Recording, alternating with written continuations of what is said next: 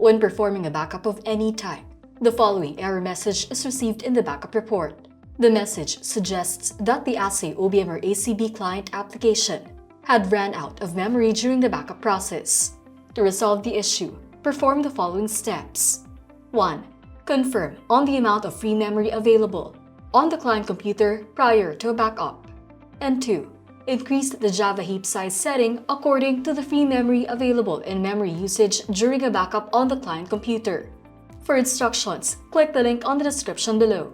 Take note, there's no concrete recommendation for the Java heap size setting because that will depend greatly on the client computer's setup, size of backup in terms of number of files and file size, and the user's backup behavior.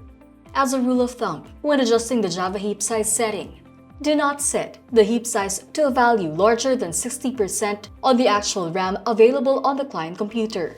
Increase XMX in small increments until you no longer experience the error, and consider setting XMS and XMX to the same value to minimize garbage collections and to prevent wasting JVM resources used to constantly grow and shrink the heap.